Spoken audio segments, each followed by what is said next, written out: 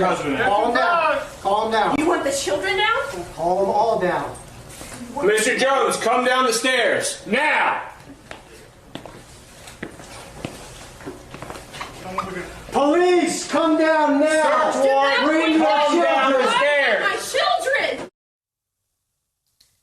Florida state agents raided the home of fired COVID-19 data scientist Rebekah Jones earlier this week. That was footage from that raid. The state alleges she sent an unauthorized message from a shared emergency management account urging state employees to speak out publicly about Florida's pandemic response. Now, a Republican lawyer appointed by Governor DeSantis has resigned in protest. In a letter to the governor, Ron Filipkowski called the raid unconscionable and indicative of the state's reckless and irresponsible handling of the pandemic.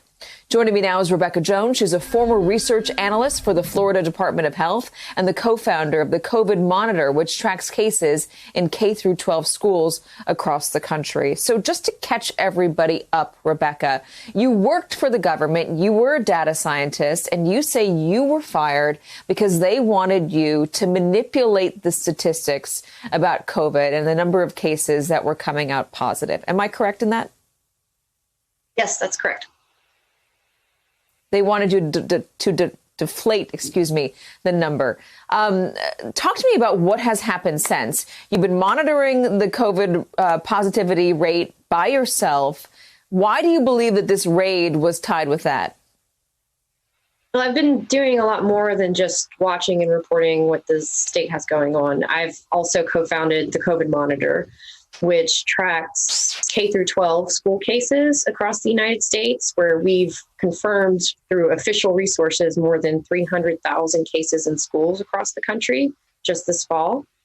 I've also been publishing research. I had an article that came out that was a case study using Florida of what kind of trends we were seeing in schools with COVID-19 between teachers and students and different grade levels, and how mask policies impact those case rates, and community case rates, in fact, like influence school case rates and vice versa.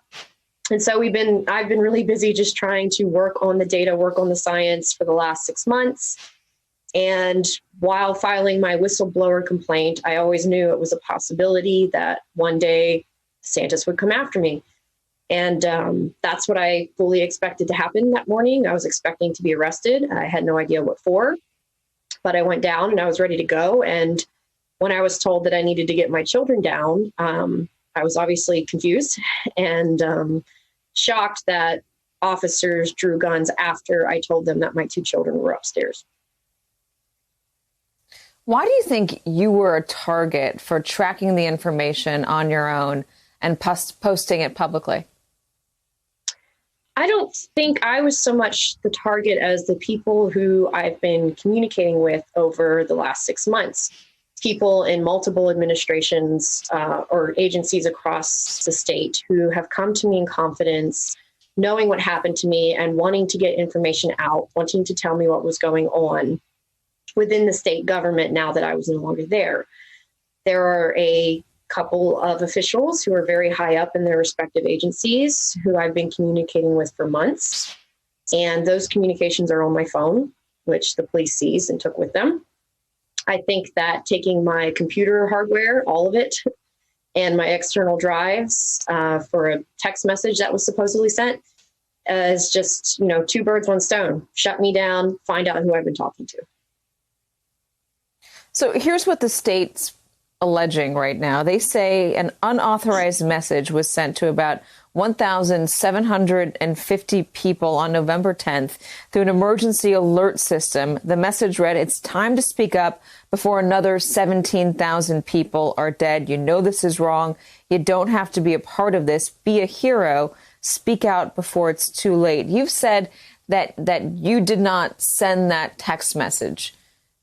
That should be easily proven by... Yeah. Sorry, go ahead.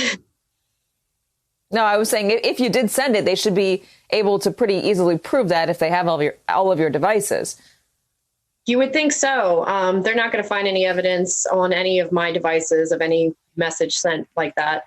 Come to find out yesterday that The email account that they're saying sent out this message is apparently online in public reports and PDFs on the Department of Health website with the username and password, not just for that account, but for multiple DOH accounts. So between that and the firings that were going on at DOH around that time, it's literally possible that anybody sent this message. And I personally don't see myself as a hero for speaking out. I think I did what had to be done. And I don't like to use the word heroic for people just doing what is I see as the bare minimum, which is being honest and telling people what's really happening in the state. For example, right now we have more people hospitalized because of COVID than we have at any point yet in this state.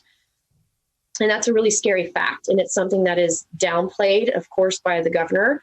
And I just want people to really appreciate whatever the reality of the situation is so they can make the most informed decisions possible. That's all I've ever wanted from when I started the dashboard at DOH to when I founded my own.